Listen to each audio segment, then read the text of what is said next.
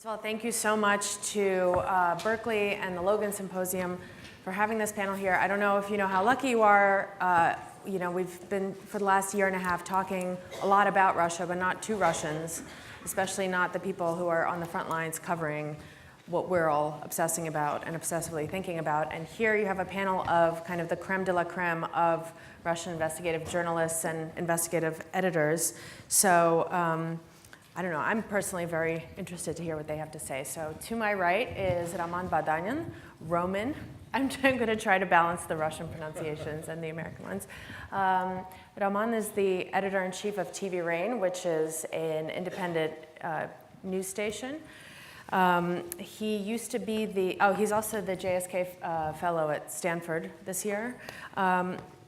Roman was the head editor, or the head of the editorial department at RBC, which is a kind of analog of Bloomberg in Russia, where he led that editorial department from 2014 to 2016 and was forced out under government pressure, Kremlin pressure, for some of the reporting that was done, under his supervision.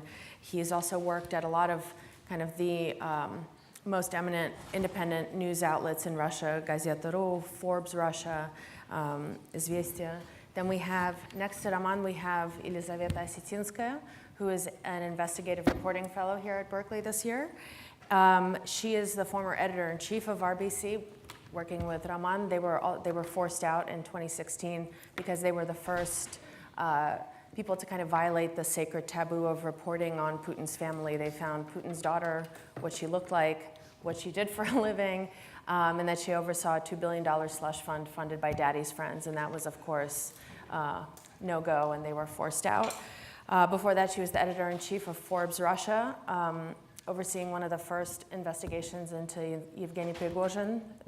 We now know him as Putin's chef, the guy who owns the troll factory in St. Petersburg.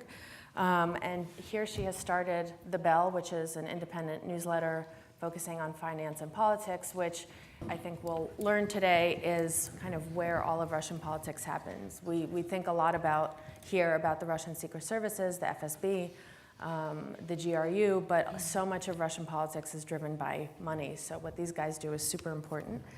Sitting next to Lisa is Irina Malkova, and she is the chief editor at The Bell, working with Lisa.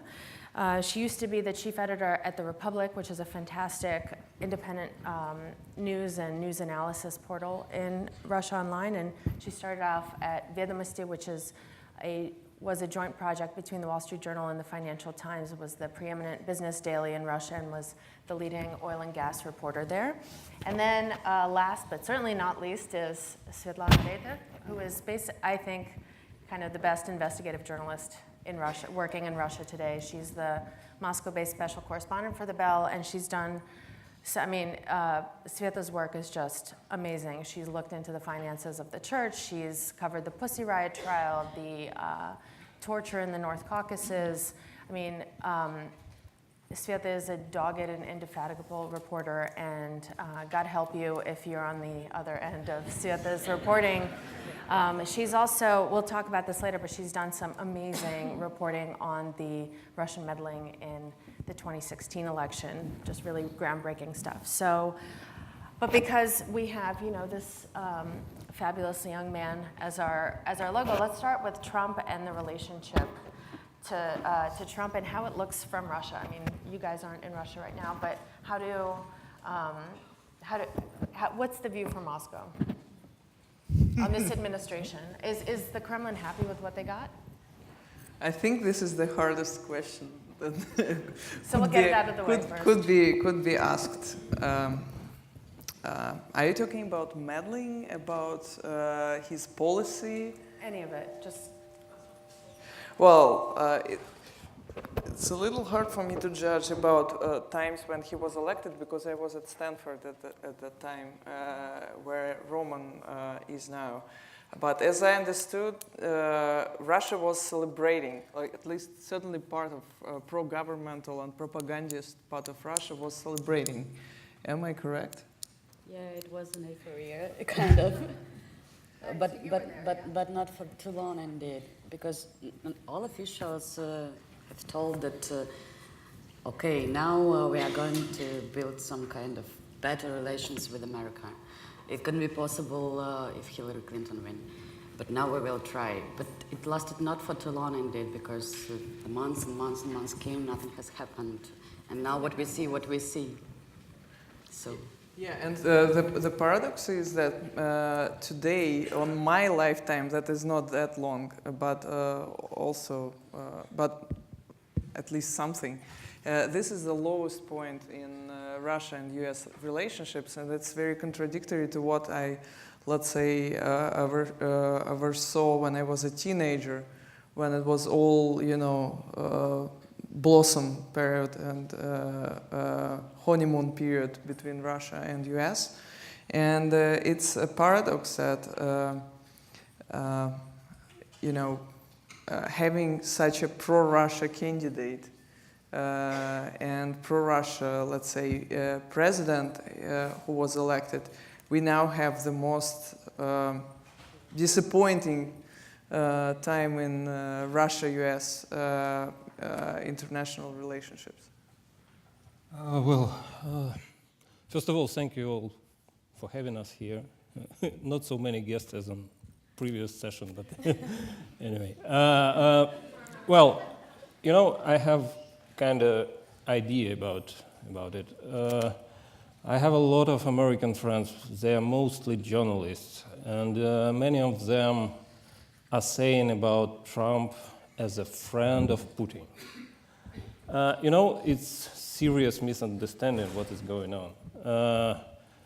As a person who investigated a lot Putin activity in the past, I can say that, as a KGB officer, he has no friends, except maybe some very rare and very shadowy billionaires in Russia. He has, let's say, useful guys and useless guys.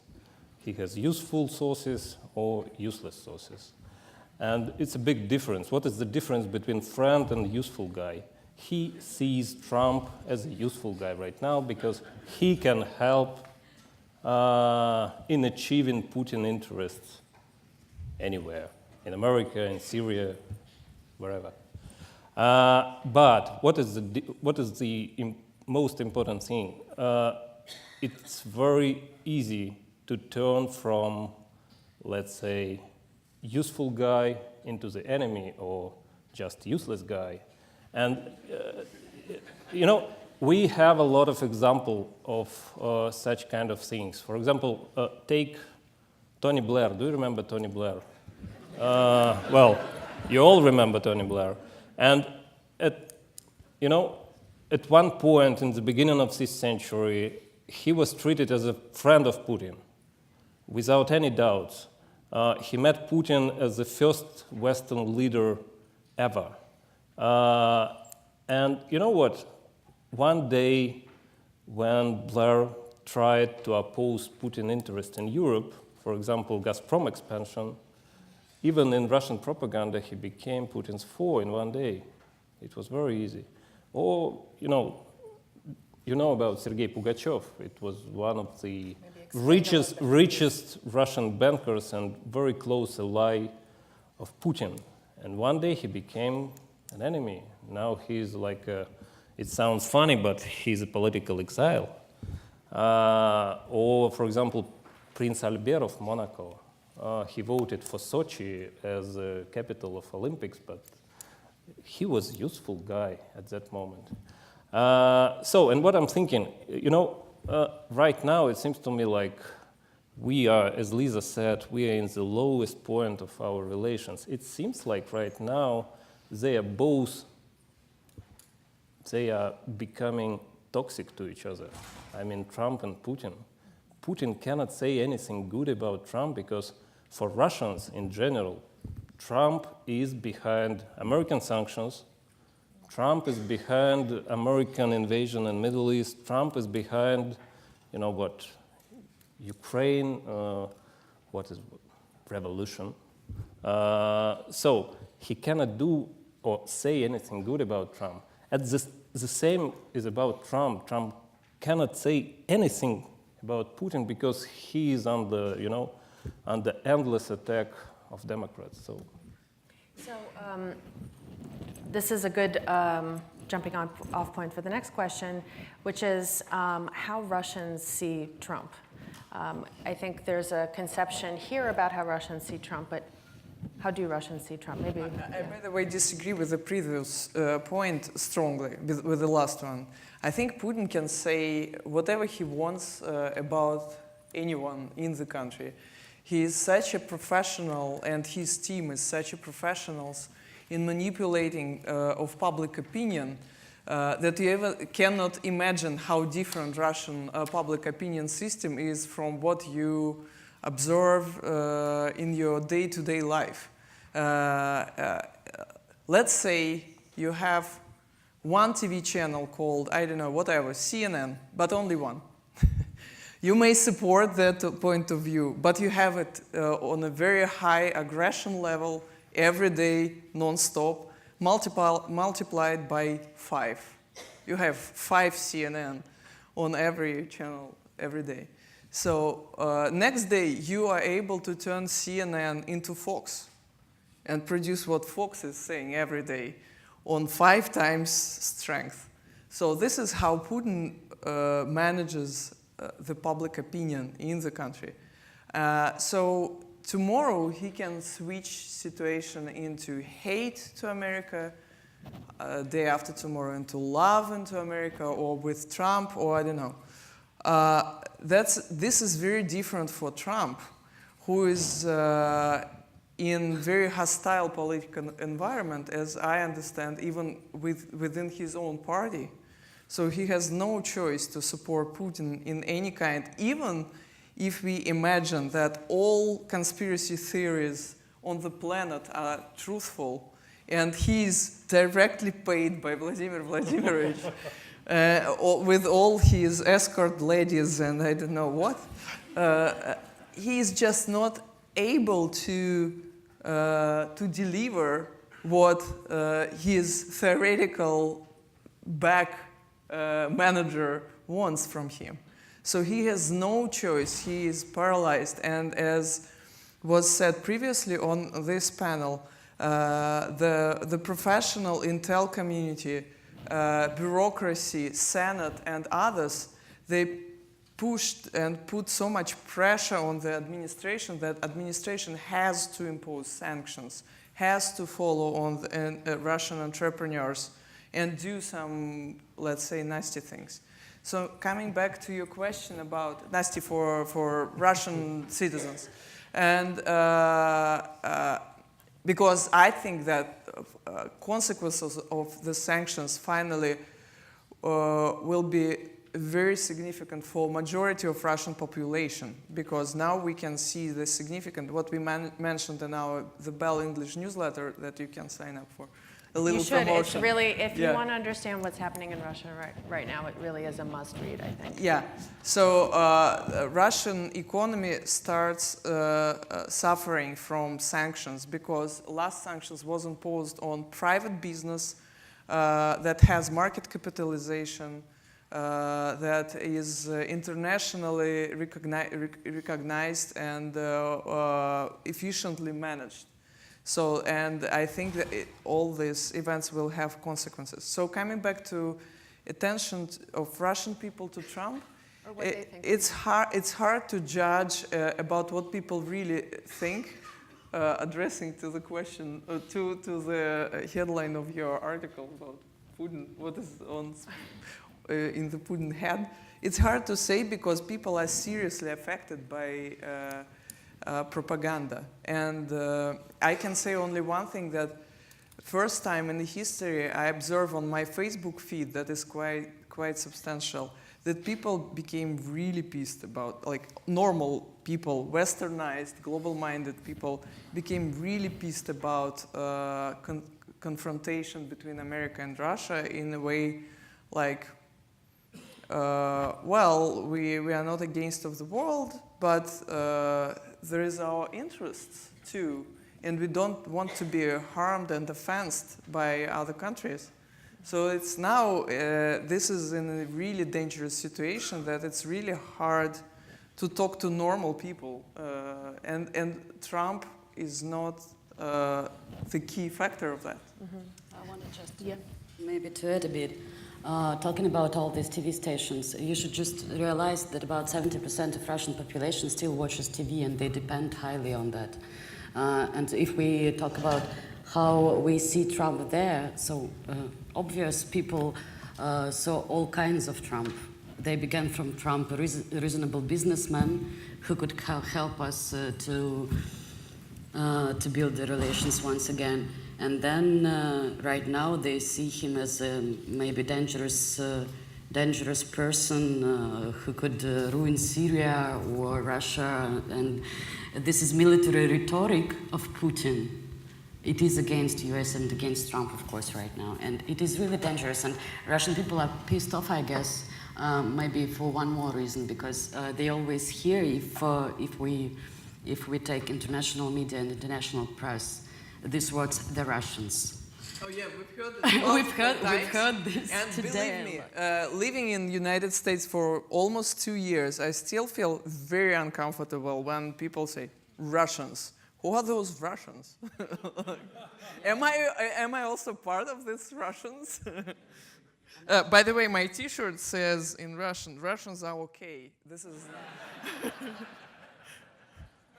And I guess people just feel this confrontation, and it is the worst thing. Maybe it is. Well, and the sanctions and the diplomatic expulsions have made it much harder for Russians to travel to the U.S., and the people who want to travel to the U.S. are the most Western-minded pro-American Russians, right?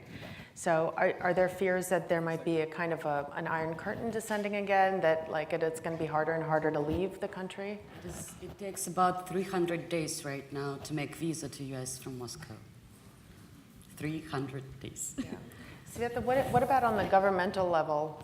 How is, among public officials, Kremlin officials, how is Trump seen? I don't know, basically. No, seriously, I mean, I'm the last one to ask. I don't have any sources in Kremlin or close to it.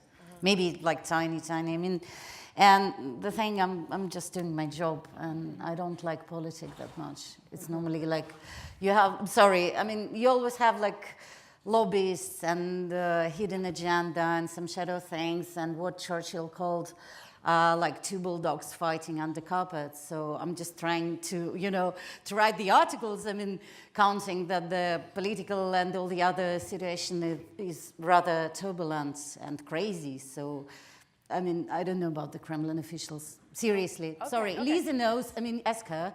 I'm for writing. Okay,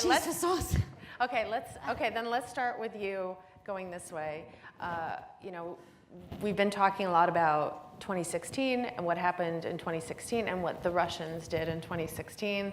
And there's more and more news breaking every day about what we're learning about what happened in 2016. From where you sit and the reporting you've done, what do you think happened in 2016? The right answer is still I don't know. Sorry. I just made one article in the BAL about the FSB police officers, not police, FSB officers who were arrested. And I had one. I think we have, sorry to interrupt, I think we have a slide of that, of the doesn't article. matter really. I mean, I can draw.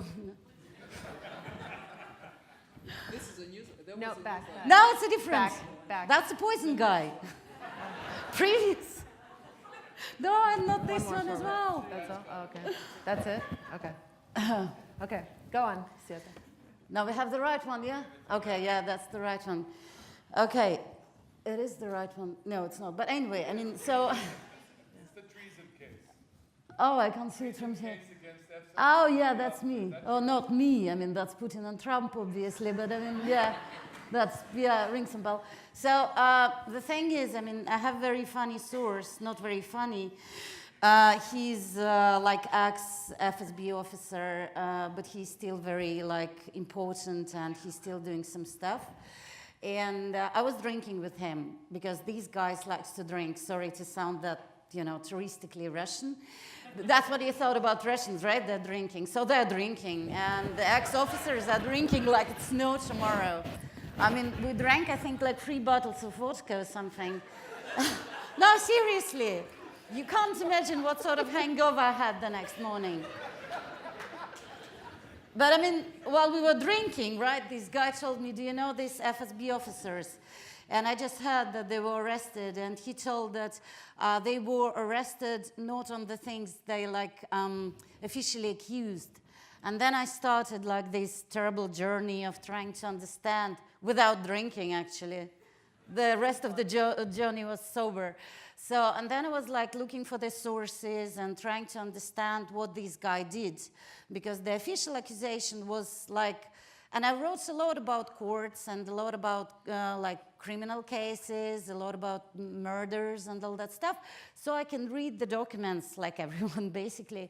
But I saw on the pieces which was leaked to the press or something like this because the case was classified, I understood that the official accusation is basically crap. That's what I can see. So, I mean, it took me like, I don't know, 4 to 5 months, and my American colleagues helped me enormously. One of them is sitting here. Can I do it or not? I mean, you can raise. He did a lot. He helped me a lot. He found me a lot of sources and helped me with some documents.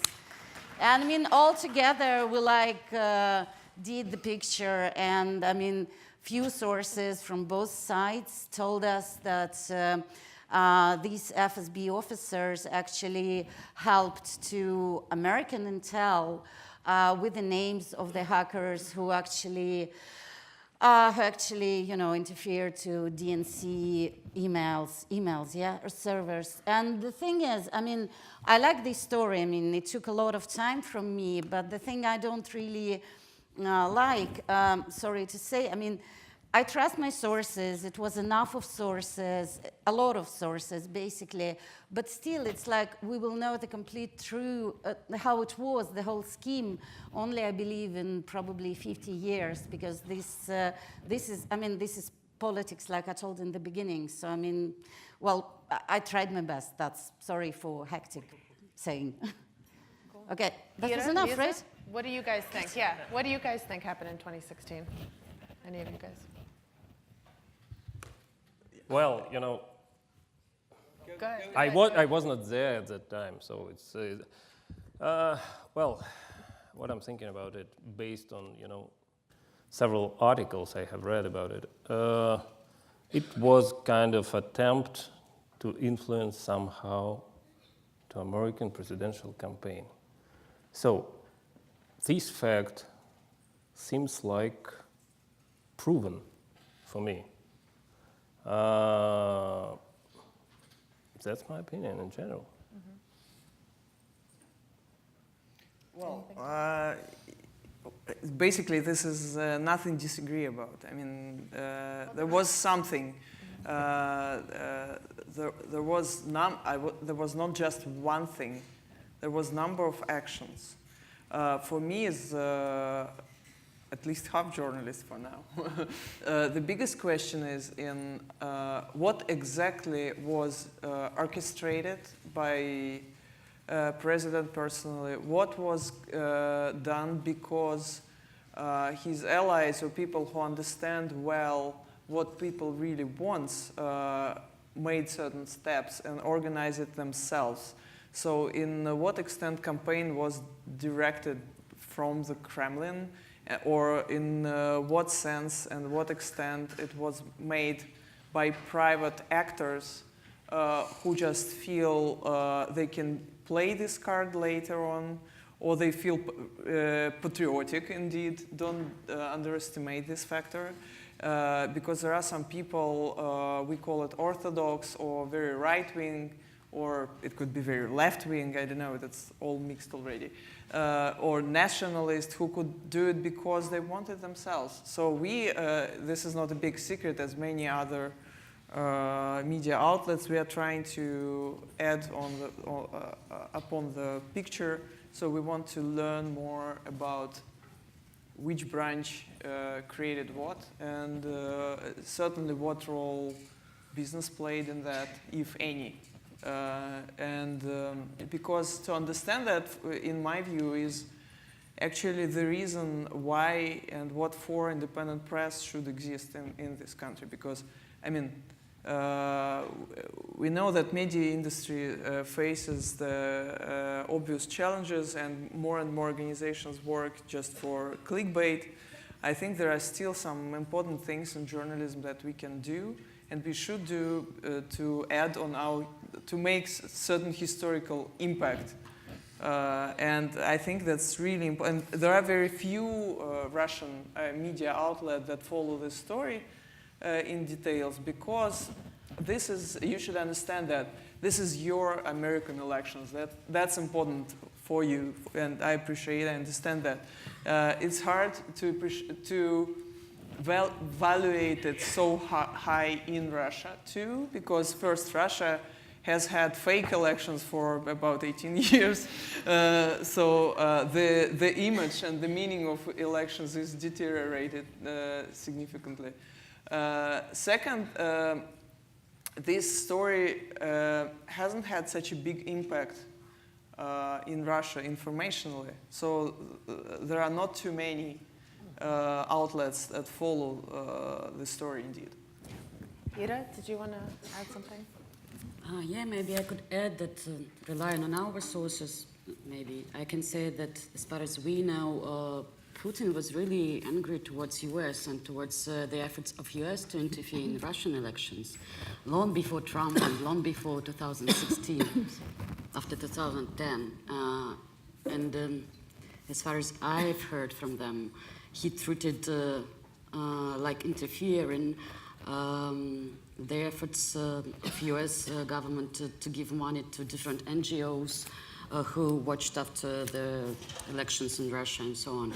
He didn't like that, and he treated this also like interfering. And I guess the beginning of this story is not in 2016 at all. Maybe we should look at the situation much earlier. What else? I would add here the Ukraine issue, definitely, because Putin and the government and many, let's say, liberals, even liberals in government, think that America has significant impact on Ukrainian process in 2013-14, and they considered, and they have considered Ukraine as a territory of significant Russian interests, national interests, and for them this interference that I don't know was taken place or not was a significant element of international policy and confrontation between Russia and the West. I want to add, as I said previously, not today actually, on another conference here in California, Putin really believes that America tried to interfere in Russian domestic issues. For example, he believes that American, let's say, governmental bodies tried to buy Russian media for political purposes. He is sure that Americans tried to influence Russian civil society activists. And as a judo wrestler, he wants to do the same in retaliation. He wants to, to influence American media, and he does it with RT, for example. And he wants to interfere in American election, and he did it. And just quickly before we get to the state of Russian media, I wanted to ask you, you guys I'm sure you read some of the American coverage about Russia, about what's happening in terms of Russian interference. Personally, I often don't recognize the country named Russia that's written about in the American press, and I'm wondering if you feel the same way, and B, if there's a message. I mean, there's a lot of reporters here, a lot who write about the Russian scandal issue. Is there something you want to get across to your American colleagues about, something they might not understand about Russia or how Russia works? I think it's just a big hype, Russia. That's why the articles we're reading, I would say, I don't want to say, like you say, Russians, and I don't want to say Americans, But sorry to say, and I believe the same on Russia's side. Probably when we are writing about states, you also see some mistakes. But because the item of Russia is so popular lately, that's why I see more and more and more and more articles everywhere. Washington Post, New Yorker, all that sacred names for me, because I wanted to be a journalist since I was, I don't know, 16 or something. And in a lot of articles, I would say, see some mistakes. Sorry. So I think Like it's what? because... Like what? Well, it's really... I don't want to name any names, you know? No, not names, but just something that is like, that's described inaccurately, I'd say. I about don't know how Russia. to describe it accurately, basically. I mean, well, for example, that's one example, right? I read the article in Washington Post about Kaspersky Lab. Do you know Kaspersky Lab or not? And they're very, very also like famous on the highlights everywhere. And the lady who wrote this article, she's a very noble journalist and very good one. But she wrote that Kaspersky was the only one, Kaspersky Lab was the only one who's working with FSB on scenes of crime and all the other things. The very important stuff is that all Russian companies like Kaspersky Lab, and we have like a handful of them, they're working with the FSB or with the other special services. And the whole article was made like, look at Kaspersky Lab. They are the only one who's working with the FSB. You understand what I mean, right? So it's, they are not really unique, right? I mean, it's like probably in the United States, I don't know how it made in the United States, but maybe the companies like, just name it, just all this computer tech helping to find the hackers company. They're also working with the Intel on different matters. But that article, and I mean, it was important. I'm not like a big fan of Kaspersky Lab, right? I'm a journalist. I'm trying to be objective, seriously. But that time, it was very important time for Kaspersky Lab. And when you have in States the article where Kaspersky Lab, sorry, that's the first example which crossed my mind.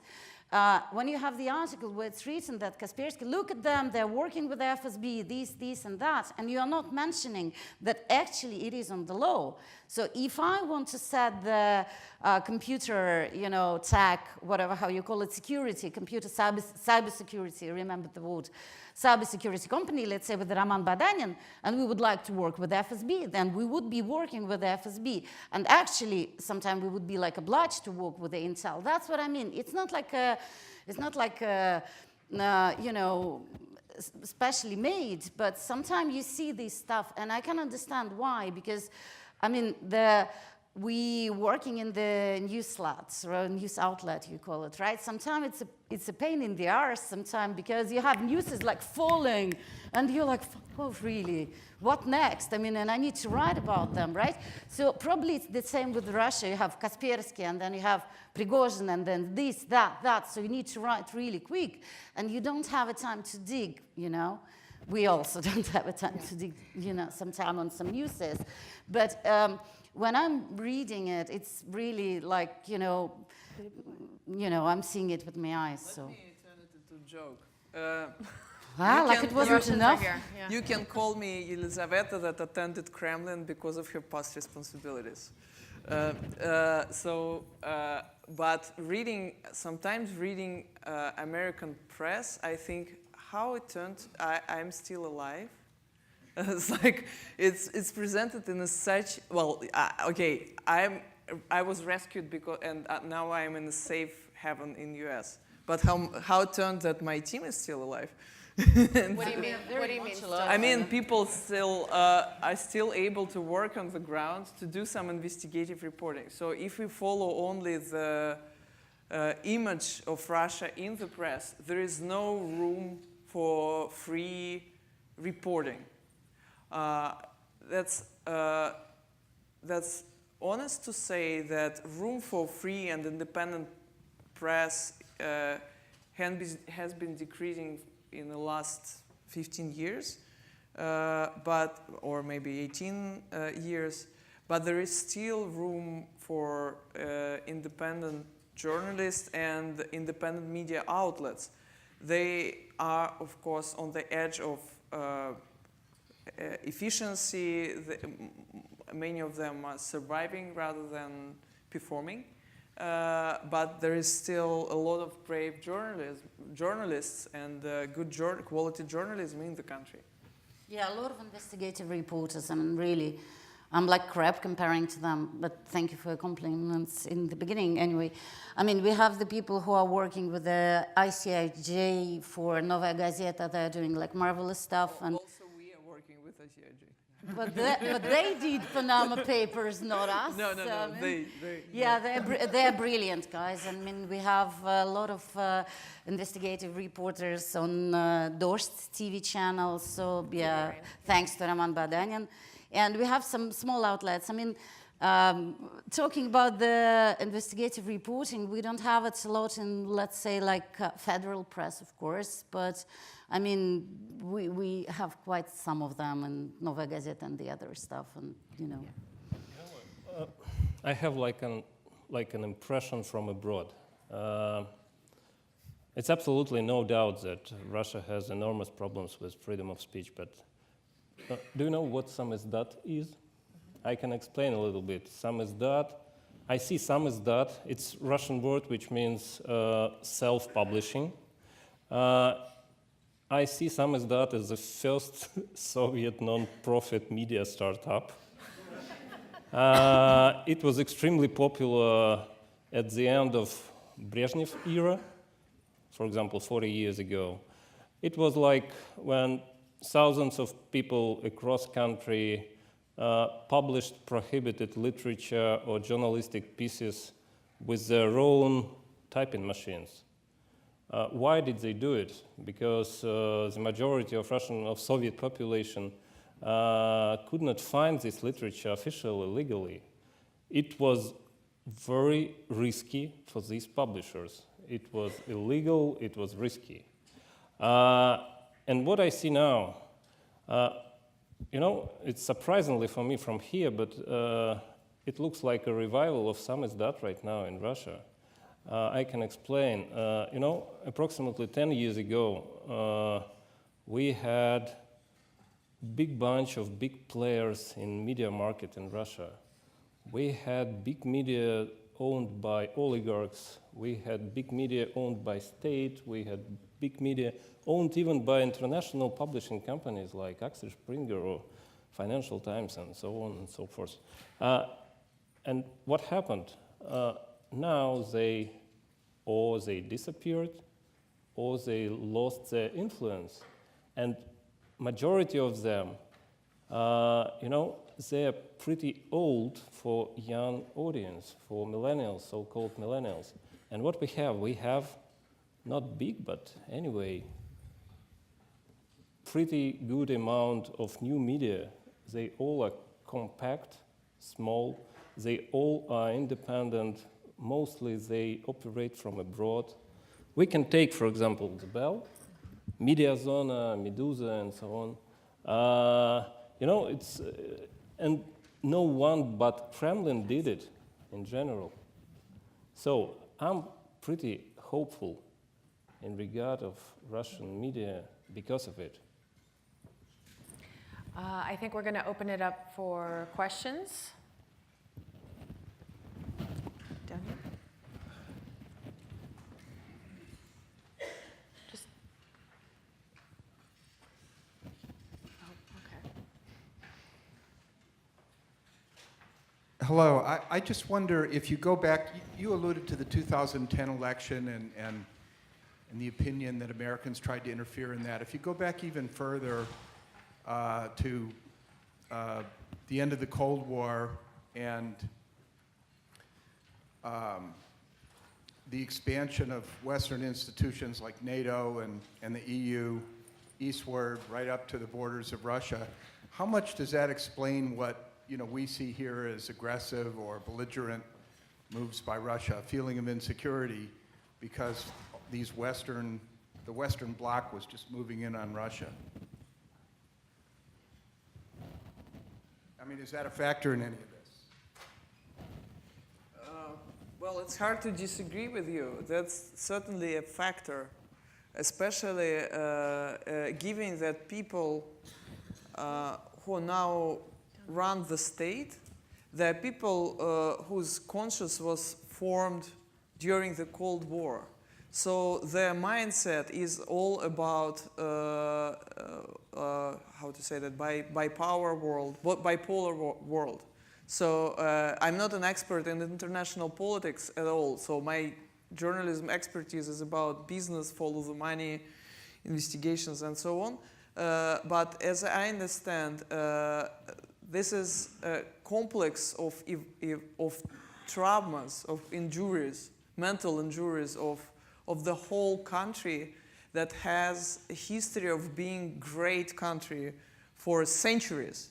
When, let's say, last time that Russia suffered significantly from, let's say, falling apart was ruining of empire in 1917, but it immediately overcame it, building another empire on the ruins of Tsar Empire, so building Soviet Union.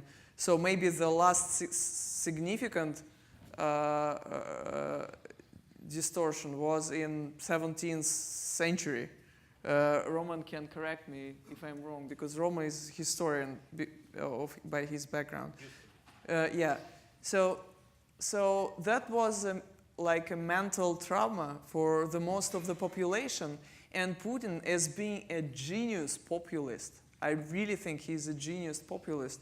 He very creatively played this card and played on the feelings of Russian population, waking up this feeling of offensed nation that should push back. And what we see now, that the pushback is always stronger and bigger than initial, suffering, because it's all imaginable. It's all emotional. This is not rational. Even though you try to address to rational things, like, let's say, guys, you want to be advanced technological nation. How could you do that in the current world without, cooperating with Google, raising money from venture capitalists, and so it doesn't work at all. I mean, because it's emotional, so you cannot speak about. And of course, not NATO extension was just one of the factors that played. Very brief addition. I totally agree with Lisa. Both of us met with these guys who are around Putin a lot of times. And I can recall one meeting with Sergei Ivanov. Do you know who Sergei Ivanov is? Former chief of staff. And maybe one of the, guys who ruled this campaign during American presidential elections. So it was a meeting, it was talks about Russian industry. But what was the most frequent word he was repeating? It was America. It was like a surprising. Every time he wanted to stress something about Russian industry, he mentioned about American plans, American aggression, American past aggressions, and so on and so forth. So, and they all were shaped in this environment, let's say.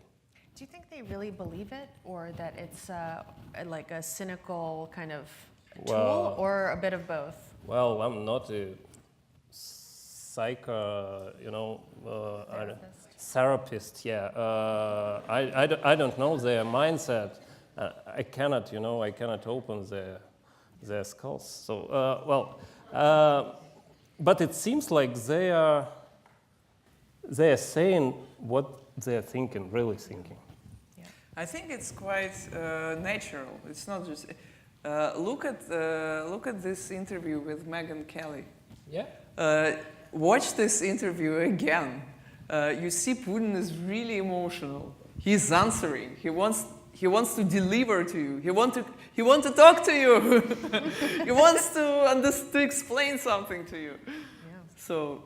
And also, just briefly, just talking to former Obama administration officials who, met with Putin, met with Lavrov, talked with them frequently on the phone, they said that every conversation, every meeting started with about 20 to 30 minutes of what Obama administration officials called the airing of grievances.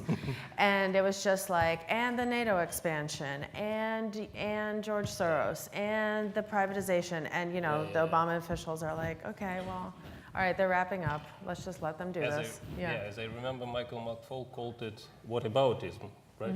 Yeah. And what about America? And what about America? Yeah. Look at NATO expansion. Well, I think they made this. Sorry, I think they made a significant mistake when they didn't take Putin seriously enough. Yeah. And I think he was insulted when they started, because Obama's administration highlighted that Medvedev is a president. But in September 2011, it turned out publicly that Putin didn't take Medvedev seriously as a president, because they just flipped the coin and they said, okay, we both decided, they announced it publicly, we both decided that Putin is a better president than Medvedev. So let's call him back. And at this moment, it turned out that all previous conversation about Medvedev being number one was a significant mistake. Yeah, my question's for, I think, Irina, but for whoever wants to answer, looking at oil, I'm over here, sorry if you can't see me. My name's Antonia Juhas, I'm a former fellow of the Investigative Reporting Program, and I write about oil for magazines like Harper's Magazine, Newsweek, Rolling Stone. And my question's about Secretary Tillerson and his activities, and if you reported on them while he was Secretary of State. He really eschewed the US media quite successfully. We have very little idea what he did as Secretary of State. We know that he talked to Lavrov quite a bit. And I'm wondering if you covered at all his activities or have thoughts about his activities as Secretary of State from Russia. No, not really. I was writing about oil and gas about, I guess, 10 maybe years ago. And I know one story about Rex Tillerson and that. I know that he was a favorite figure of our huge oil man, Igor Sechin. He really was a kind of prototype for him, because Sechin always wanted to be something like that, something like that guy. I'm not sure if they still had close relationships when Tillerson was an official. As far as I know, even when Sechin was under the sanctions, they were trying to meet and they ruined law and so on. But I'm not sure that Sechin as himself, through Tillerson or somehow else, played a huge role in all this international stuff, indeed. Hi, I'm up here. Hi, Bill Kinane. Yo. Wait, who's? Let's go up there. Hi, Lori And then Hearn. you can be next. I'm Executive Director of iNewsSource, which is an investigative reporting organization in San Diego, California. This question is for the two of you. Thank you very much for coming and describing your reporting in Russia. It's great to hear that investigative journalism is alive and well. Svetlana, I have It's great... just alive. It's just okay. alive. Well, it's still like... At least it's alive. And that, that goes to my question, Svetlana. I have great admiration for you for downing 3 bottles of vodka with your sources. But I was hoping you might be able to tell us about some of the difficulties that you actually encounter. In some ways, we might walk out of here thinking, oh, things are actually better than we thought. But I suspect you have much more difficulties, perhaps physical dangers or other things that I'd be interested in hearing about. Well, I mean, I'm just lucky, I think, and I never. No, seriously, no kidding. I mean, well, when you're working on something, you're not thinking really, or try not to think if it's dangerous or not. I guess that goes for every journalist in every country. So I'm sitting here, I'm alive. I mean, when I worked even like 10 years ago in some magazines, like local magazines in Moscow, there were some people who were writing to me all these threats and all this stuff you're receiving once in a while, but I guess everyone probably, not probably everyone from you, but some people, a lot of people received it via email or via phone calls or anything like it. So that was the most dangerous I had so far. And I'm really thankful for it, sorry. And so, no physical danger. And if you want to know how I'm dealing with these sources, I guess I'm dealing with these sources like you dealing with these sources. It's a very difficult thing, and I mean, you need to build the relationship with the sources, and Russia is not the most friendly country for sourcing, for working with these sources. So, I mean, you need to convince them, and you need to be not like friends with them, but I mean, you need to see them more than 1, 3, 5, 10, 20 times, and then they can trust you. And well, of course, it's difficult now in Russia, especially when you're writing on some touchy and sensitive subject, but we are managing so far. And I mean, you see, that's the thing. I mean, when I was in States in 2013, I was in New York in Columbia University for 1 month. And the people were asking for me why I'm still alive in one piece. So I'm hearing it really often, and I'm still alive in one piece. And I know that that's also because the items I'm taking, like social journalism, sometimes court reporting, like politics, crossover between all these two things, it's by far not as dangerous as, let's say, the themes my colleagues, let's say, Novaya Gazeta are writing about. Because we have this brilliant journalist, Elena Milashina, who wrote about killing of, how can I put it correctly, gay people in Chechnya. And I mean, I know that she needed to go abroad for a while because it was really, really dangerous subject. And basically, I think that Novaya Gazeta lost 3 journalists who were working on themes of Chechnya mainly and some others. So that's different. I never wrote about it. I don't know. Well, that happened. So, and it's... So if you can see in Russia, it basically depends. I think Chechnya so far is the most dangerous item. But for example, my colleague who were writing about oil tsar, how they're calling him in Reuters agency, Igor Sechin, he wrote about the yacht of Igor Sechin, and he also needed to go abroad for a while because that was also a very touchy subject. But apart from phone threads and email threads, I'm like, okay, well, that's for me. Good. Ira? Okay. Talking about Sechin, I was the first journalist in Russia who he sued, indeed. And now he is doing it, sued. Now he's doing this all the time. Of course, there are some sensitive things like Chechnya or the family of Vladimir Putin. But actually, you never know.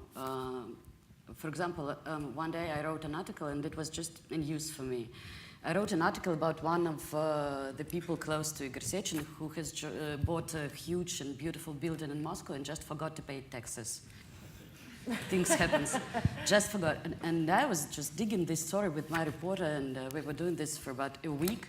And then when we started to make an official calls and answer official questions about this, my life just turned out to be a hell.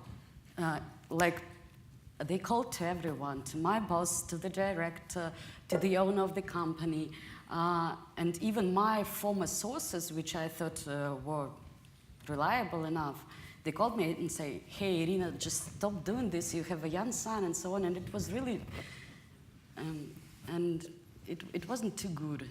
And sometimes I felt afraid. What else? Okay, I can just say that the press secretary of this company, Rosneft, who works for Igor Sechin, he can just abuse you if you call him with official questions. He can abuse you off record, on record, if you call him, or he can call you himself. Verbal abuse, yeah.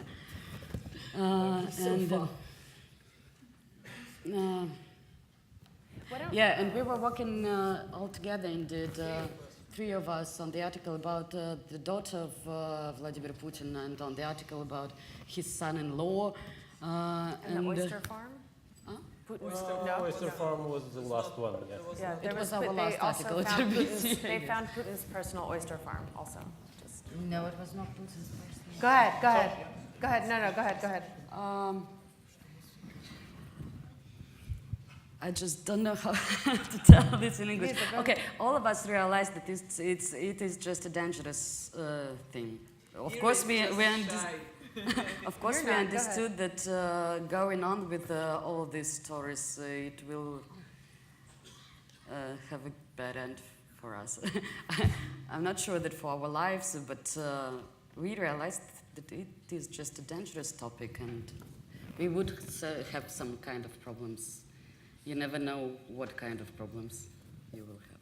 Yeah, well, we met our sources that we knew for maybe 10 years, 2 bankers, and one just when we told them, we are working on a story that may reveal who Putin's youngest daughter is. He said, "Just stop it!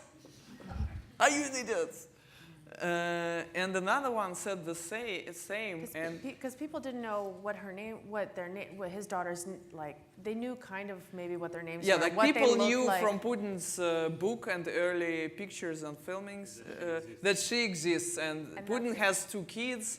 Wife was publicly attendant of public events. No one knew what happened with his kids, and they must have been already grown, like 30s, in their 30s.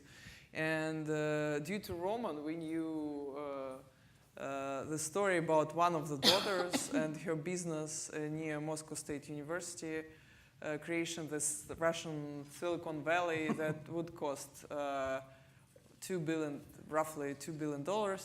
And our part was to talk to people aside, trying to confirm is she, and trying to confirm with Kremlin.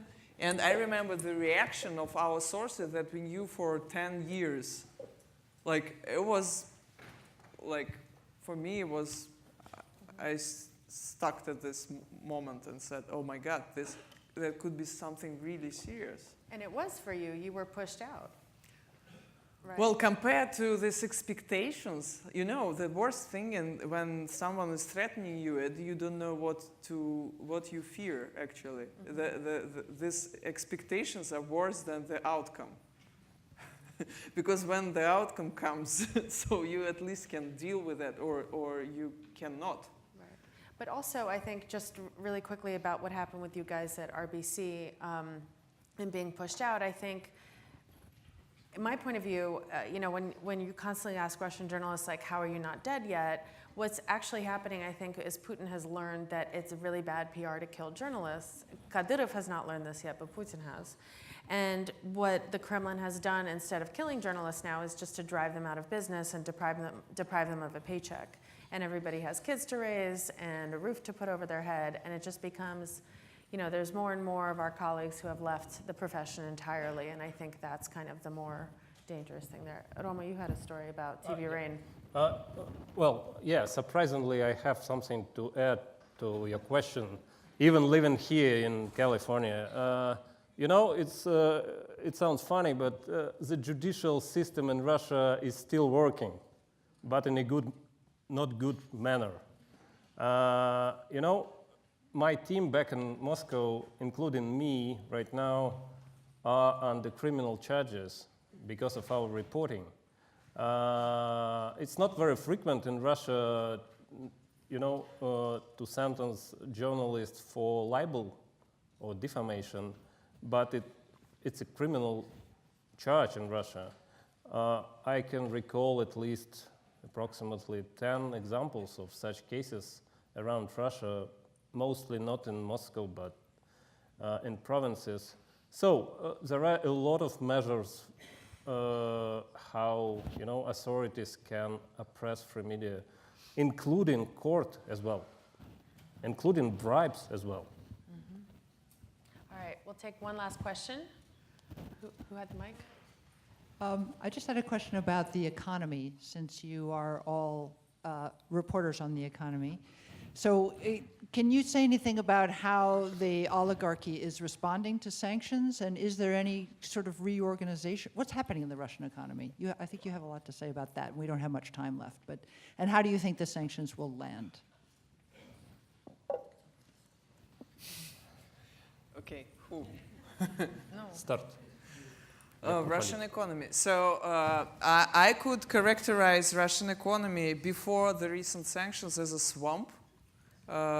It's quite a stable system, but it's hard to change the system. I mean, it's very, very stable in both ways. But the last sanctions that were, that characterizes, metaphorically characterizes the rubble, the interest rates, the swamp situation, inflation, and the size of GDP. So there is no significant losses, no significant growth. And chief of central bank made quite a good job in keeping interest rates slowing down, but partially because economy is not growing, and inflation is not growing also because economy is not growing. So that's kind of stabilization, but without any signs of growth. But what happened recently after sanctions were imposed on, particularly on private companies, first, capitalization of Rusal, that this is the largest aluminum company in the world, not just in Russia. Its capitalization dropped 50%. Just imagine what happens with your personal account and personal wealth if something drops, I don't know, capitalization of your apartments and you have mortgages. It drops 50%. This is a disaster. The same happened with his holding company, EN Plus, that he just placed, which shares he just placed on London Stock Exchange. So this is a significant thing. And it was a very specific, particular signal to the markets, to the Russian domestic markets, that this could happen with many other Russian oligarchs. As you know, Treasury Department put all top 100 Russian oligarchs on a potential sanction list. So everyone of the 100 most important Russian businessmen are under the threat to be sanctioned. And this is, of course, gives uncertainty. Kremlin already announced that they're going to help oligarchs to pay their debts, but of course that destabilizes the currency balance, and it may lead to higher inflation and higher, less growth, or even some decrease in GDP. But still, I don't believe that Russian economy will fall apart as Soviet Union's economy in late 80s. Sorry. Rob, did you have anything to say? No, well, I'm not. How much time do we have? We really should wrap up, really. Okay. Okay, very, very brief, I can say. I'm not very familiar with situation in Russian economy right now, but I can add something regarding sanctions in general. All we know about the latest cut-off of diplomatic staff in America, in European countries, and in Russia as well, in retaliation. I'm not great specialist in diplomatic affairs, but I don't believe that layoff of diplomatic staff can stop bad guys doing bad things around the world. I don't believe in such type of sanctions. I don't believe that it can affect Putin's allies, Putin himself, Russian bad guys, but it can affect a lot regular Russians. And it was proved by my own experience, because I tried to invite my kids here in America, and it took them approximately half a year to obtain American visa. It's like a nightmare. At the same time, we have, for example, a big bunch of close Putin allies, entities or persons who are still working abroad. For example, as our last investigation revealed, in Liechtenstein, which is a part of European community, there are a lot of entities which are directly linked to Putin's team, and they're still working. and their bosses still visiting Europe, maybe even America, I don't know, we didn't check it. I can repeat, I'm not a great specialist in diplomatic affairs, but I have a question. We are reducing diplomatic stuff, but at the same time we have, these bad guys are continuing earn money abroad. That's the question for me. Well, with that, I want to thank our Julia and our panel.